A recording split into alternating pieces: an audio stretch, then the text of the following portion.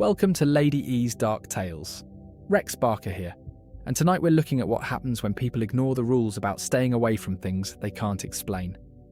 You'd think a maintenance tech would know better than to mess with equipment that defies physics, but then again, curiosity and common sense don't always go hand in hand. So there was Kenji Nakamura, working third shift at the Riverside Power Station outside Portland back in 2018. Guy had been keeping those turbines running smooth for 12 years, knew every bolt and wire in that place. The kind of tech who could diagnose problems by sound alone and had that methodical approach that keeps the lights on for half the city. Of course, that October night started normal enough. Kenji was doing his rounds, checking gauges and recording temperatures, when all his instruments went haywire at once. Compass started spinning like a carnival ride, digital readouts flickering between impossible numbers. Plain and simple. Should have been his cue to back away and call for backup. That's the reality when equipment starts acting like it's possessed. But anyway, Kenji figured it was just electromagnetic interference from the storm rolling in. Then he saw it through the control room window. Perfect black cube, maybe 6 feet on each side, just hanging there 30 feet above the transformer yard.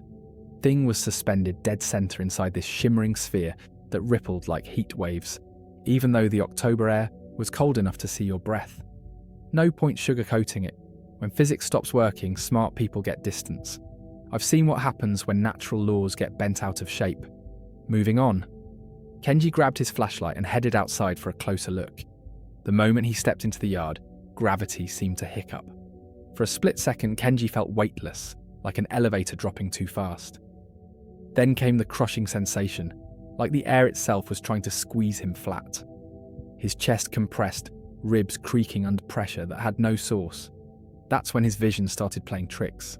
The cube was rotating independently inside its sphere, and the space around it was doing things space shouldn't do. Light bent wrong, making multiple images of the same objects appear at impossible angles. Kenji tried to focus on the transformer closest to him, but his eyes kept seeing 3 versions of it, each one slightly offset from the others. His compass wasn't just spinning now, the needle had snapped clean off. GPS on his phone showed him standing in the middle of the Pacific Ocean, then downtown Tokyo, then coordinates that didn't exist on any map. Territory can get unstable fast when you're dealing with forces that remake the rules. I felt that disorientation myself. Well, like I was saying, Kenji's brain was struggling to process what he was seeing, but his feet kept moving him closer. The temporal displacement hit when he got within 50 yards.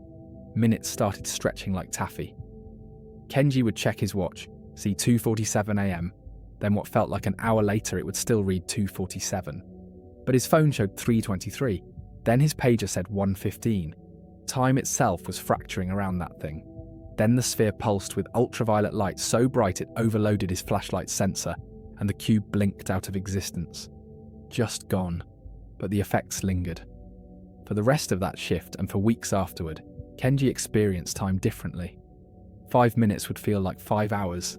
Simple conversations seemed to drag on forever, while actual hours slipped by unnoticed. He filed his report with plant management, described everything he'd witnessed.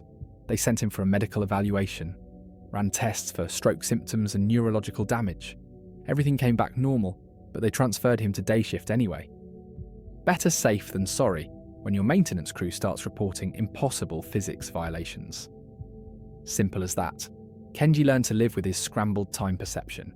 These days, he double-checks clocks constantly and sets multiple alarms for important appointments.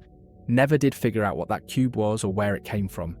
But he respects the boundaries now, stays away from situations that don't follow the rules he understands.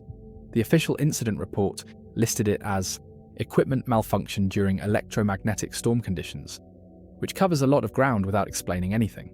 Of course, most facilities don't want to admit when their properties become testing grounds for technology that shouldn't exist. Well, thanks for listening. Rex Barker signing off. And remember, when your instruments start giving impossible readings and objects appear that defy basic physics, that's not the time to satisfy your curiosity. That's the time to back away and let someone else investigate from a safe distance.